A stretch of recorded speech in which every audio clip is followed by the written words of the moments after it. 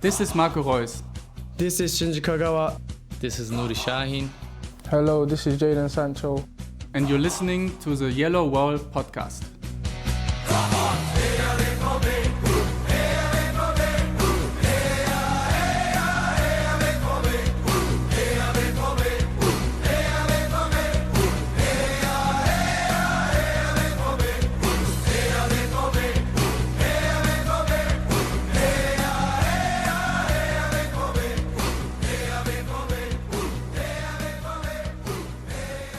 Hello and welcome to episode 532 of the Yellowwallpods. I'm your Stefan Butzko, and today we will talk about a 2-1 win against 1. FC Cologne, Felix Nmecha extending his contract until 2030, and we'll also discuss Julian Brandt leaving the club at the end of the season.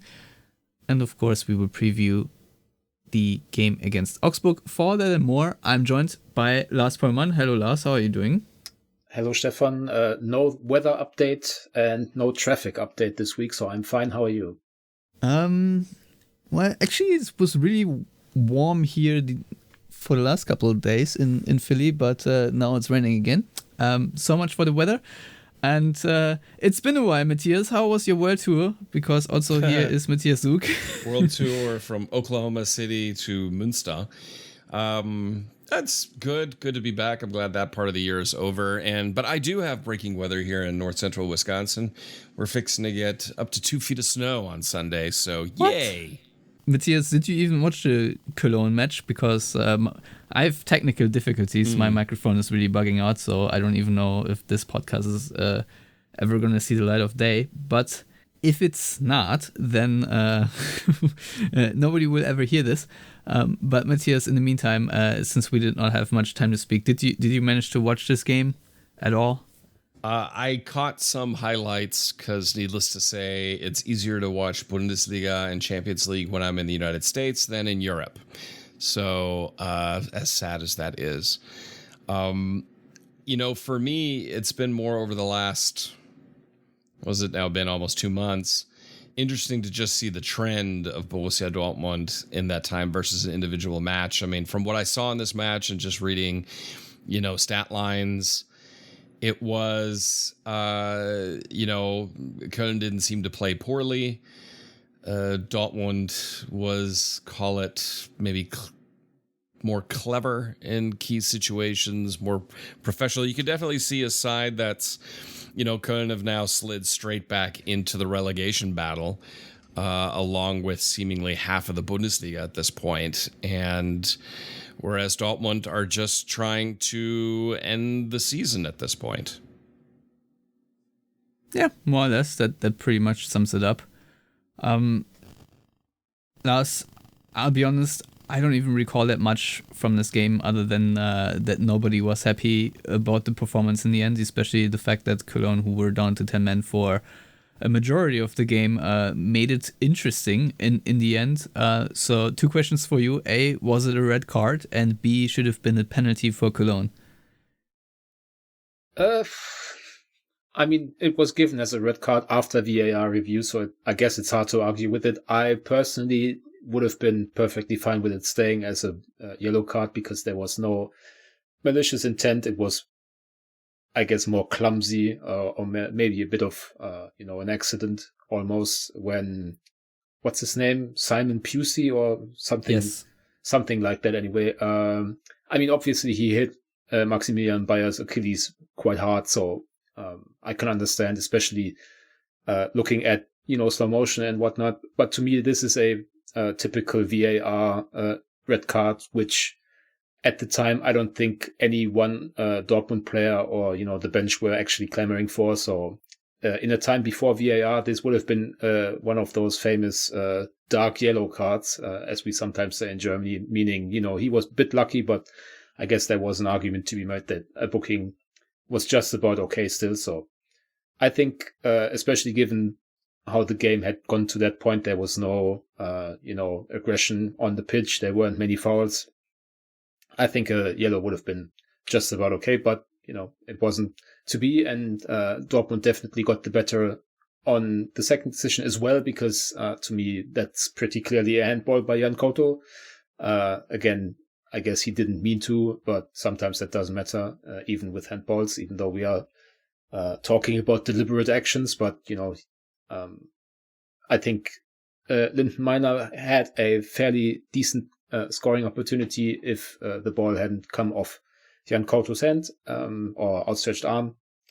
What I don't understand is why there wasn't even a VAR review, on the field. It's the biggest call of the game because it's so late. So just make sure you get it right. I don't understand it, but I don't understand a lot of things about VAR. And to be honest, I already told Matthias before we started recording that if there was one game to not watch much of, it was probably this one because, from Dortmund's side, I think the reaction by Niko Kovac said it all. He was very displeased. Sebastian Kehl and Niko Kovac actually went into the dressing room immediately after the game, hence why the press conference, for example, was a bit delayed because they apparently gave the team a rather large talking to. I guess it was probably a point of emphasis before the game that they didn't want the last 10 games of the Bundesliga season to just peter out, as we talked about last week, Stefan. And then they obviously put this performance on the pitch against a decent Cologne side, I would say. And apparently there was an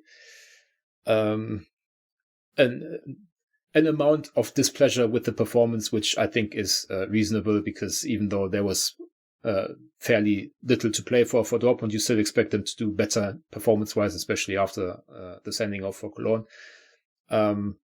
But at the end of the day, I think it's almost a sign of the quality this team has achieved over the months under Niko Kovac since last year, that when we talk about these poor performances after wins now and not after defeats, so that's progress at least. Yeah, for sure. I mean, I obviously also was not best pleased and inspired by it, but I think at this point we can also move past this game. I don't know. I mean, it's Thursday right now. I don't know how many people really still want to listen about the Cologne game. Maybe though we'll stay chronologically, because right after the game, Lars Ricken announced in an interview with Sky Deutschland that Julian Brandt will not receive a new contract. He obviously is on an expiring deal as of right now, and there were talks, and the official line is that both parties agree to disagree or to do something else, whatever. Matthias, I've dubbed the Yellowwallpod the Julian Brandt hive back in the day. It's been a while, really, but I think we all have sympathies for Julian Brandt, and while he has never reached the heights that anyone projected, for me at least, it's not the easiest departure. How are you feeling about Julian Brandt leaving the club, and do you think that just from a sporting perspective, let's say, that this makes sense? Well, I mean, this has been something that has been discussed more than once over the recent years, also by us here. So I can't really say that I'm shocked, for sure. He's 29, which, it's still surprising that he's not 30 yet, because he feels like he's been around for so long. But I would say it's very mixed emotions, because he gave the side at least that needed amount of creativity that I'm in the current squad, I don't necessarily know where it's going to come from at a consistent level. And as such, I don't, they're going to really have to do something to bring someone in to fill that gap on the creative side. And he's just been with Dortmund now for so long that it's hard to imagine this side without him.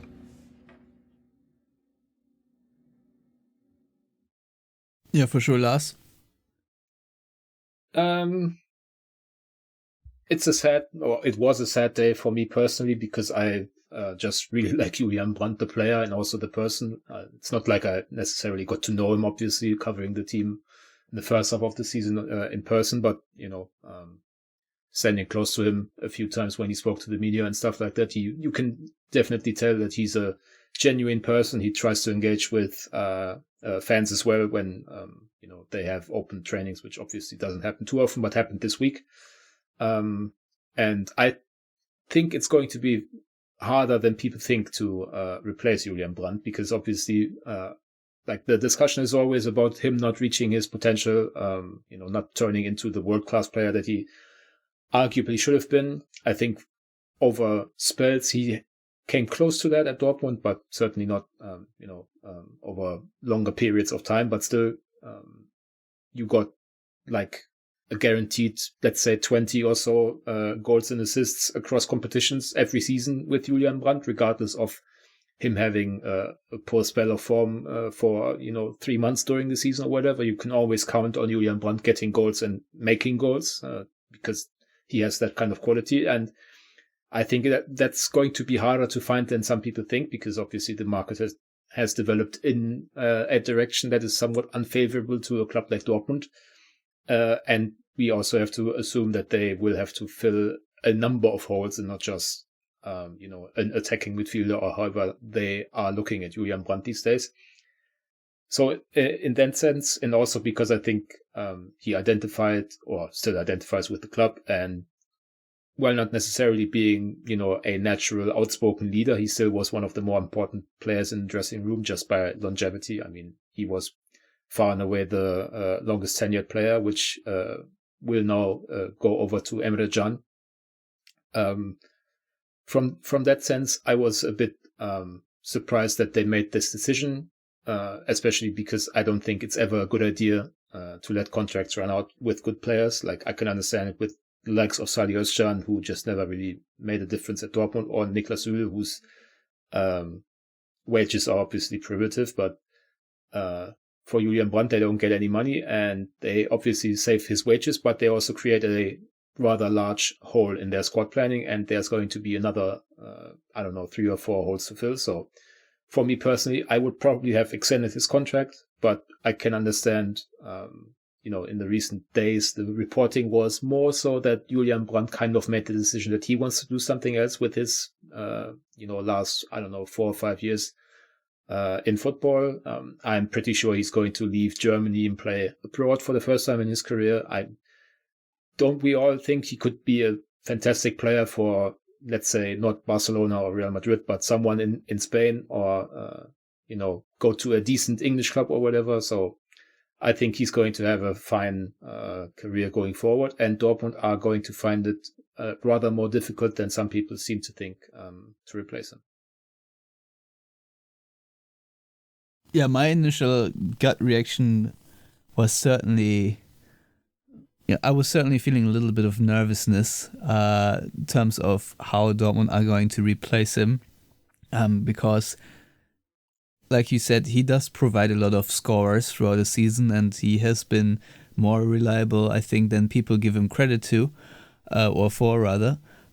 So yeah, it's difficult. Also, like you said, it is established player, and it's not like Dortmund signed Ryan Cherky where you were, okay, now we have a good replacement in that position, but to replace basically more or less your only number 10 that you have in the squad, really, on that caliber, I think Chukwuemeka we have discussed as number 10. I think he is more of a number 8, honestly. It's not going to be easy. Obviously, Niko Kovac might just eradicate that position entirely. Who knows? But no, I think you need a good number 10 or playmaker of that sort. And ideally, Dortmund think they can improve on that situation. Or otherwise, they would have not let this deal expire. I don't think so. I'm really intrigued who Dortmund will bring in to be the next number 10. And I mean, we've been treated to a lot of really world-class players in the past decade, so it better not be a slouch. Matthias, have you already seen any enticing rumors so far? Because I really have not.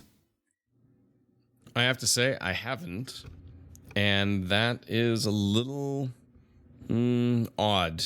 You'd think there would be something that pops up now in this meantime already.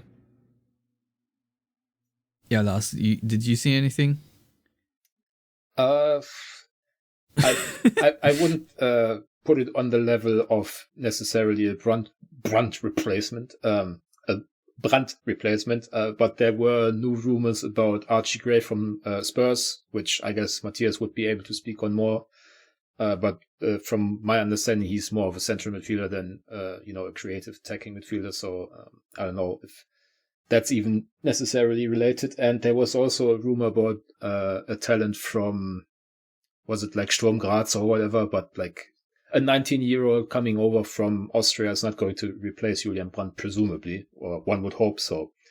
I guess the real question is, as you kind of alluded to, is how they actually view, Julian Brandt's role in the grand scheme of things, because obviously, ever since they've switched to this, I guess we could call it a 3-4-3 or, a 3, what is it, 4-2-1 or whatever it is. The classic number 10, which Julian Brandt by, design has kind of not been relevant at Dortmund.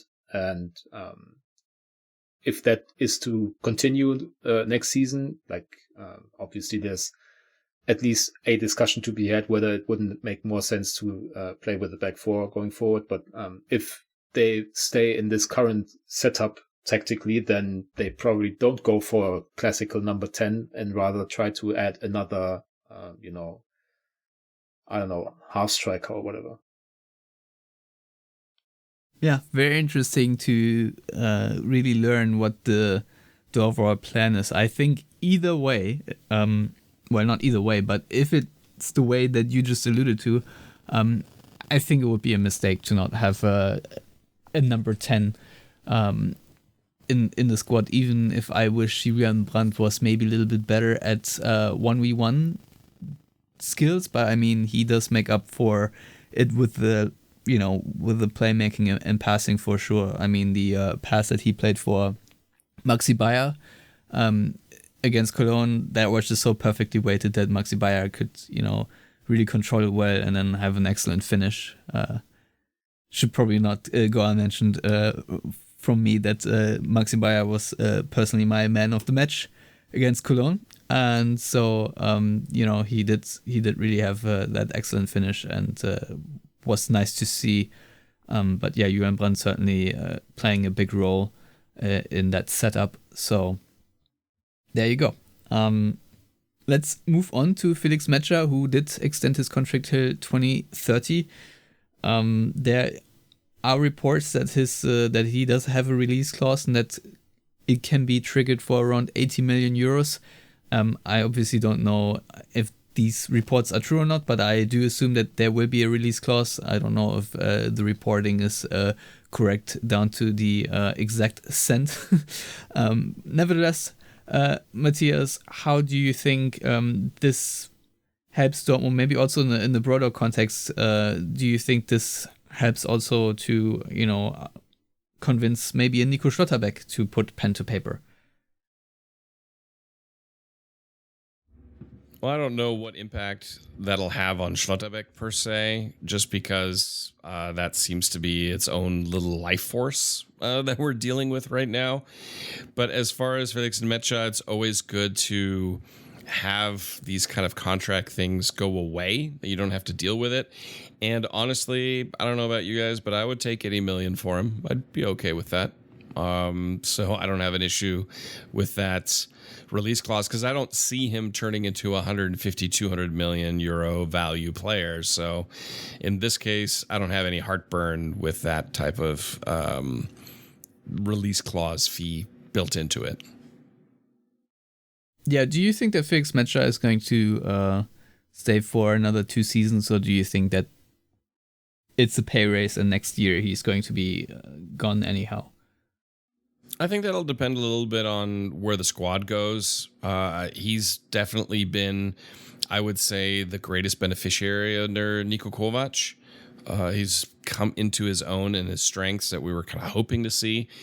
But I think if very key players like Schlotterbeck go, now Brandt is going to go, there's not a qualitative increase in investment in the side and to compete, even though, yes, they have competed for trophies in the last few years, but really in a consistent level, then, yeah, I think his ambition is there to go to England. I think that's without doubt. I don't see him going anywhere in the Bundesliga because I don't think he's a Bayern type player, and anywhere else would just be odd. I think he's always more interested in going to England. So anything beyond 2 seasons at this point would be speculative at best because it depends on all these other moving parts.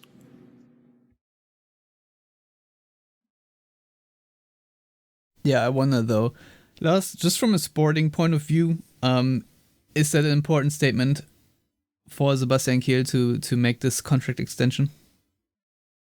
I don't know. I mean, I guess the first thing that we should mention, just for clarification, is that the release clause is reported to be 80 million starting in 27, so not applicable this summer, which there was a big interview by Germany national team coach Julian Nagelsmann last week in Kicker, and he basically said it's a straight duel between Pavlovic of Bayern and Nmecha for basically the start at the last place in the starting 11. So if Felix Nmecha is the starting number 8 for Germany at the World Cup, and they have a good World Cup, then you would assume on top of his strong development at Dortmund that there might have been a large market for him. So I think the contract extension was actually basically to ensure you have him for next season, and then I'm with Matthias that 80 million in 27, or I think it's supposed to go down to 70 in 2028.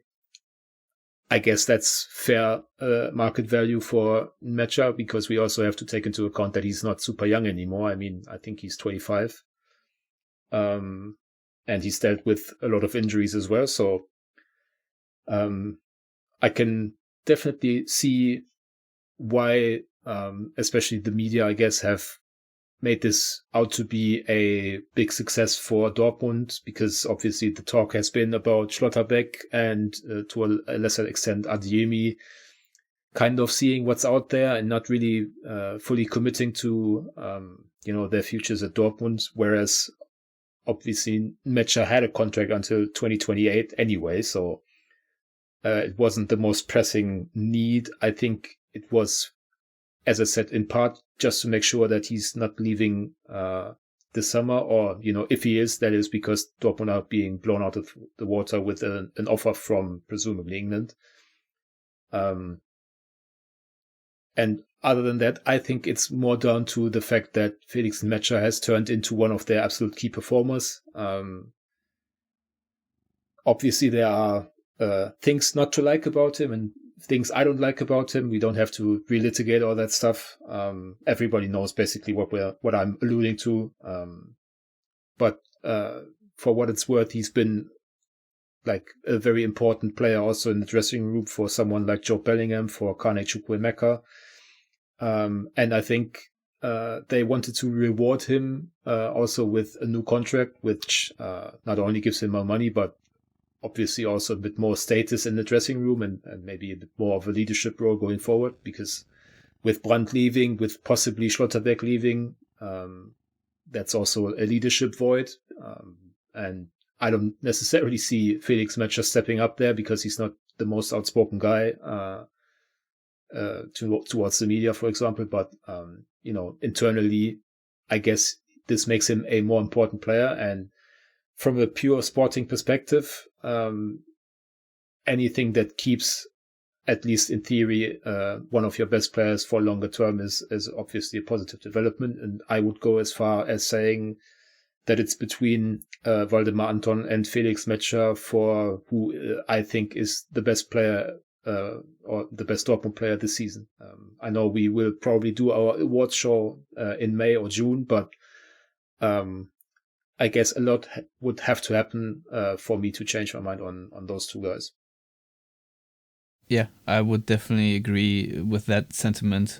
He has really made the step up to establish himself this season. The contrast between this season and the previous seasons, I think you could go as far as saying this is a breakout year, even though he had good performances before, but this is obviously more consistent and more dominant than beforehand. Matthias, what would you like to see from Felix Nmecha maybe next year when we talk about his development? Where would you like to see, well, not where, but at what level do you think that he has much of a higher ceiling, or do you think this what we're seeing right now is also more or less what we're going to get next season? Well, I'd like to think he's got a little bit of a higher ceiling, given that he hasn't reached that kind of peak developmental age that you always say for a footballer, which is around 28. So, and given the position he's in, I would like to see a further development. I would like to see, his passing pick up a notch, his, decision making. I mean, it'll be incremental. I think, in my opinion, what we're seeing right now from Nmecha is the best we've seen so far. But you would hope that a player his age who hasn't reached, like I said, that peak development age still has more to put in there. I think a little bit more being a little bit more of a creative outlet at times would be great. I don't know if that's necessarily his game, but more dynamism and more development definitely would be needed, especially with getting a new contract. I'd be curious to see where that really goes with him.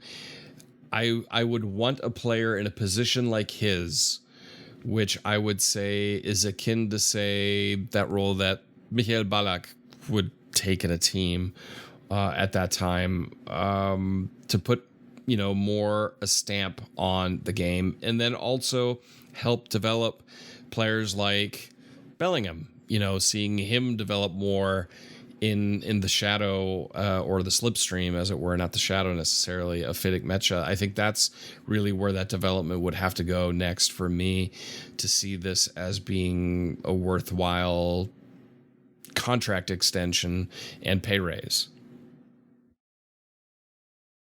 Yeah, so the next question that is somehow coming up right now, at least according to the rumors I've read on the Everything app, is that Dortmund are also now prioritizing finding a number 6 more suitable to Felix Nmecha than maybe Joe Bellingham / or the way it's been described, sort of a vacuum cleaner, very defensive-minded number 6. Lars, A, have you seen the same rumors? And B, if you have, do you think that this is something Dortmund should prioritize, or should they rather try to develop Joe Bellingham alongside him? Because I don't otherwise really see how this whole situation is going to work out between, let's say, the triangle of Bellingham and Nmecha. I guess you can never have too many good players, and I think we on this show have talked quite a bit about their lack of a recognizable holding midfielder, number 6, DM. I mean, there are enough ways to describe what they should arguably be looking for. I don't know that a vacuum cleaner, to use that phrase, makes the most sense, because I would argue that the biggest difference that we saw once again when Dortmund played Bayern was the technical level from pretty much, not every, but most players on the pitch. You could just tell if shirts were reversed, you could tell which player plays for Bayern and which player plays for Dortmund, largely because Bayern's players just have a much higher level of technical ability, for example. So to sign someone to just do the dirty work, like, I don't know, Steffen Freund ahead of, your defensive line, that seems to be a somewhat antiquated idea to me. So I don't know if that's really what they're going for. If it was, then I would argue, why hasn't Salih Özcan played more this season after Pascal Groß was sold? It was basically all Bellingham until Marcel Sabitzer returned recently. So I don't know how much credence to give to that. Generally, I think, they are probably planning with Nmecha, Bellingham, Sabitzer, and Mr. X, because Chukwuemeka, for whatever reason, seems to be, at least under Niko Kovac so far, be considered a more attacking-minded player. Obviously, he has the technical ability to warrant that. He likes to dribble. So I can see some arguments there. So I think they are going to look for a central/defensive midfielder, but I don't know if it's really, the kind of thing where they need to find the perfect partner for Felix Nmecha, because quite frankly, even with this new contract, like, does any one of us really expect him to stay at Dortmund beyond 27? I mean, you already asked Matthias that. I would say no, and I'm just guessing that most people would expect Nmecha to make the next step in 27, so it doesn't really make sense in terms of, long-term squad planning to find his partner specifically, especially when the partnership between Bellingham and Nmecha, while not necessarily at the highest level yet, has blossomed in some ways. Since the turn of the year, I think there was an uptick in performance from Bellingham, and as I mentioned before, they are quite close personally as well. Yeah, I mean, the English connection is definitely there. We have not mentioned the name Jadon Sancho yet, but maybe that's something we have to discuss soonish too, as the Brandt replacement. Who knows? Dortmund fans on X certainly are hinting at that possibility. I'm not entirely convinced of this ever becoming a reality ever again. But that being said, Matthias, right now, do you think that Chukwuemeka, since we've discussed a little bit that he is sort of also more of a number 8. Do you think that he will play more as like the number 8-10 hybrid next season? Do you think that we will see, like I said, the triangle of Bellingham, Nmecha, and Chukwuemeka more often? Or do you think that Chukwuemeka will sort of remain a player that either gets subbed on or sort of a stopgap player if there's an injury or a rotational piece, and not sort of a main character to Dortmund's, say, ideal starting 11? I would say he has to step up at this point. I mean, the early explanations we also had was fitness and health and stuff like that, but that needs to fall away now. Dortmund invested in this player. He's highly talented, and he could be that more creative spark that's going away now with Julian Brandt. So I think that is kind of the triumvirate that I would expect to see more of, depending on who obviously gets signed in the summer to come to Dortmund. And he has the potential to really put his stamp on the side and how they play in an attacking and creative sense. And then once Nmecha leaves, then obviously I think he will still be at Dortmund, barring something crazy happening in the meantime. So, it's really his opportunity now to step forward and claim a consistent starting 11 position and not just be that more high-prized rotation player. Yeah, I mean, he was too damn expensive to be in that role that he is right now, honestly. But I think overall, in terms of squad planning, a lot of moving parts. I mean, there is also reports, I think Patrick Berger said that Adeyemi is also rather on his way out than remaining. So, yeah, really a lot of moving parts. Apart from, obviously, the Schlotterbeck extension or not extension, Lars, what to you is, apart from that, of course, the most important subject right now? Could it be maybe striker because of Guirassy, or where are you looking at Dortmund's team in terms of what position you would like to have clarified, let's say, the quickest? The quickest, Schlotterbeck, because I'm tired of it. And I guess the centre-back position as a whole, because obviously we are all assuming it's not been confirmed, but there's no way Niklas Süle isn't going. If Schlotterbeck also leaves, then Emre Can went through his ACL repair surgery today. So there's quite a bit of uncertainty at centre-half.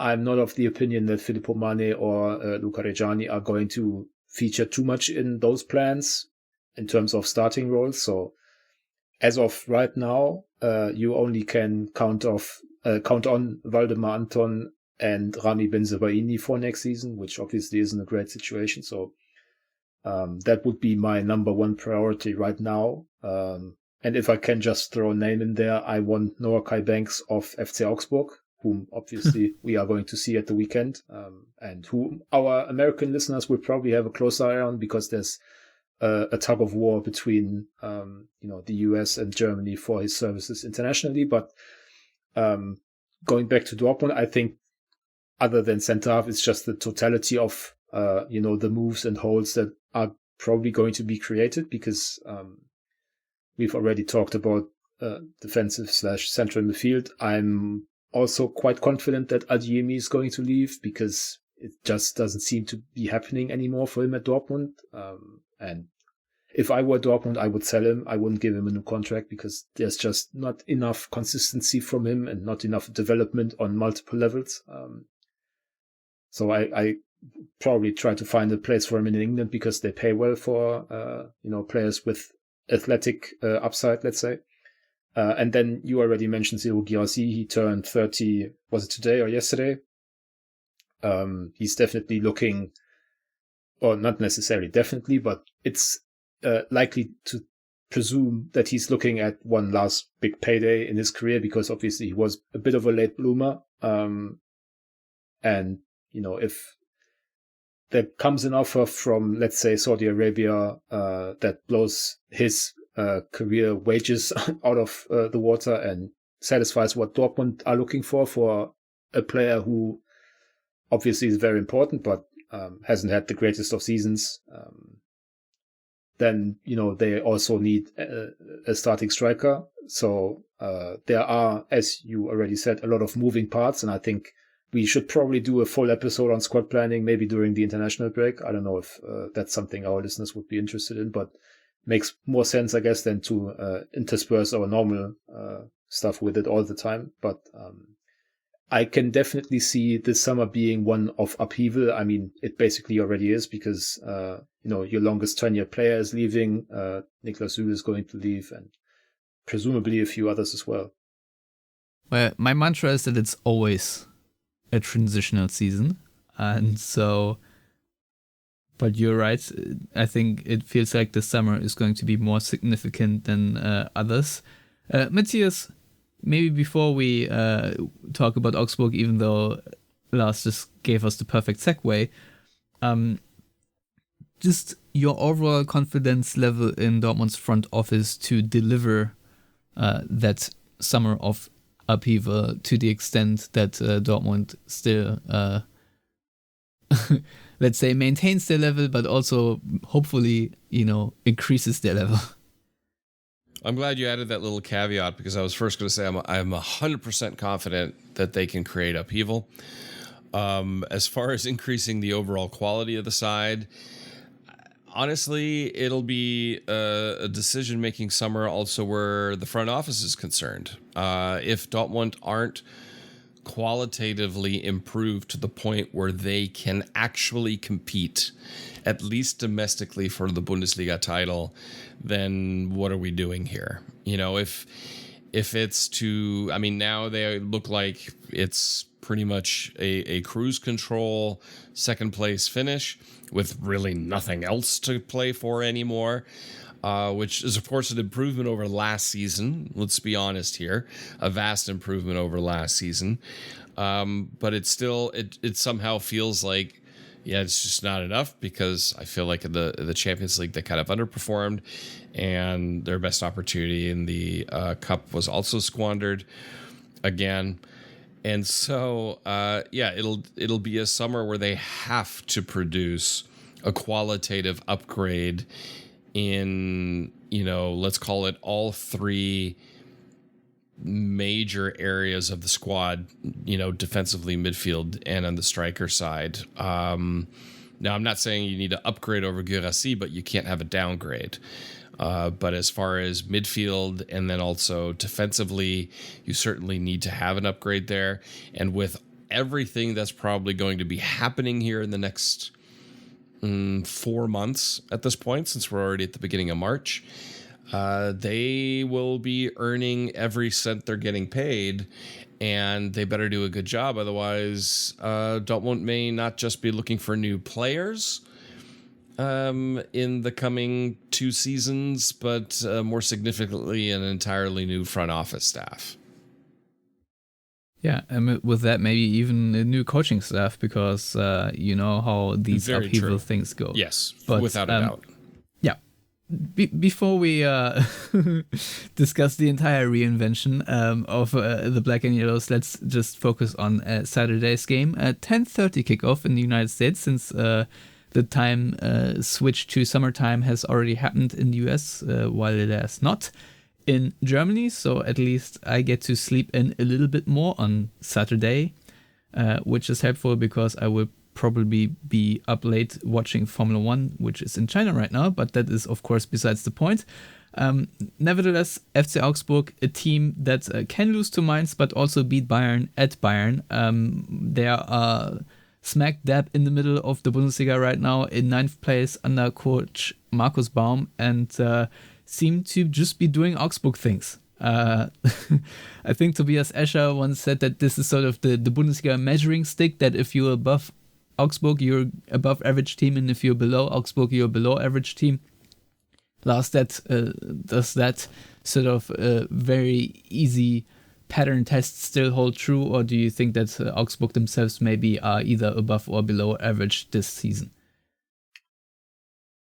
I guess you have to kind of look at it, in 2 halves, because Augsburg were very poor for the first half of the season, made a coaching change, went with Manuel Baum, who returned from, I don't even know what he was doing. I know he did some media duty. I guess he was in the youth sector at Augsburg, maybe. And then he was basically chaperoned in to kind of do a caretaker job until they sort something out. And then he got good results, and he's now been rewarded with a permanent deal. And since the turn of the year, I think it's only Dortmund, Bayern, Stuttgart, Leipzig. I don't even know if there's a 5th side that has won more points than Augsburg. And Augsburg is also the only team to beat FC Bayern in the Bundesliga this season. And given what I've read on actually everything app this week, when Bayern beat Atalanta, that was more of an indictment on Dortmund, apparently. So going by that, then that means Augsburg are the best team in the world, and it's going to be very difficult for Dortmund on Saturday. I think the second part probably is true. I do believe that it's going to be a difficult game. I don't know if it's going to be a trap game, Matthias. Now that I've said it, it most certainly is. However, we already know that there is obviously no Emre Can, no Filippo Mane, but lineup-wise, do you have a wish list? Let's ask it this way, or do you at this point not really care who is going to start, just hope that eventually Dortmund will bring on some young players to develop those? What's sort of your approach to personal choices heading into a game like the Augsburg one? Well, I mean, it's Augsburg, okay? So let's go back to the typical Augsburg, Manuel Baum type scenario for Dortmund is you need to be creative. You need to be able to switch tempo quickly, move the ball around so you can move and displace your opponent when they are at their strongest, which is obviously always defensively, playing in a compact manner and trying to not concede goals, which historically, almost regardless who's been manager in the last, 10 seasons, has been a problem for Dortmund. And I want to see a squad out there that gives Dortmund the best opportunity to do that, whilst minimizing the risk of set pieces at the wrong time in the wrong place. All right. Yeah, I mean, maybe we should maximize set pieces on the attacking end, because Dortmund have been rather successful from that recently. Same question to you, Lars. Do you see maybe Julian Brandt, Chukwuemeka double 10 or something along those lines? Or how do you think Dortmund should approach this game? I would be very surprised if there are any surprises, if that makes sense, because as we already talked about, they were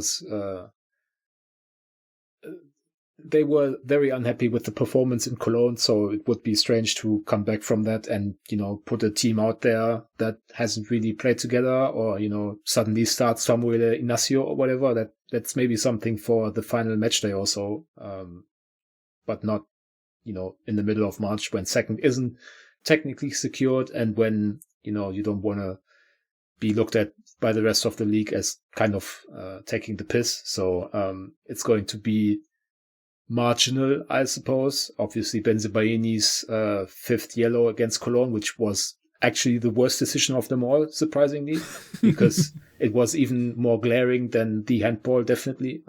Like, he played the ball and the opponent just went down.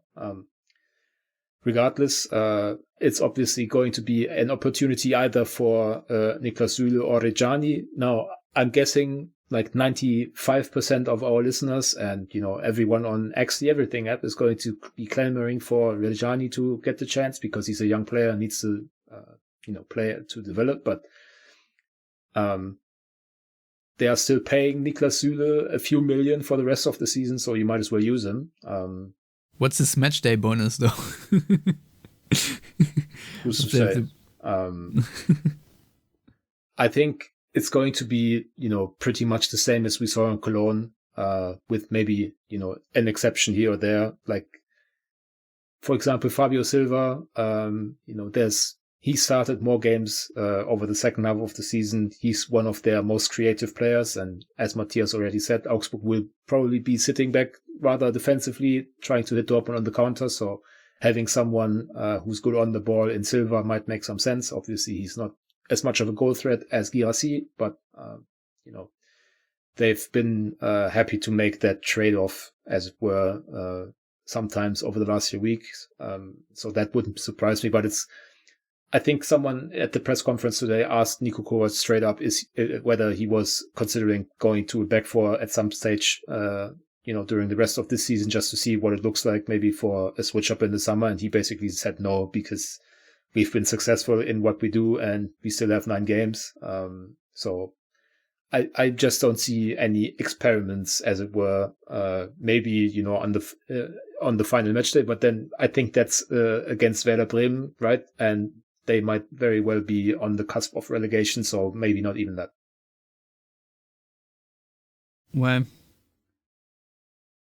I suppose so. We'll just see. Maybe that'll be a surprise for you if Reggiani plays over Niklas Süle. Who knows? Yeah, that wouldn't really. That's like a 50-50 call, basically. So unless no, it is a 50-50 call because obviously Benzebaini is suspended. Yeah. So that wouldn't register as a surprise to me. All right. I think we can knock it on the head here. Matthias, it was very good to have you back, finally. Does this now mean you will be back more often? Yes, on a consistent basis. The worst part of the year is definitely over. And yeah. We could have just said you were snowed in Wisconsin. Well, yeah, I mean, like, for me, work travel-wise, first quarter is always tough. But hey, you know what? I don't mind mowing the lawn because I've got an awesome riding mower and I've got a really good snowblower, and that is a life changer. So I'm also sending that to you, Stefan, living where you live. With the heavy wet snow you guys get, snowblowers make you go, I will never use a snow shovel ever again in my life. I did get a little workout in here and there this winter. I'm not going to lie. There was a lot of shoveling. But I think I'm okay with just shoveling for now. You don't want to shovel 2 feet of snow. Nobody wants to shovel 2 feet of snow. That for sure not, but it wasn't that bad here. So, but once I get up to your age now, I might consider. Sorry, I'm driving through a tunnel. I think you're breaking up. I can't hear you. What did you say? I said, everyone out there, have a great weekend, and thank you for listening, and goodbye.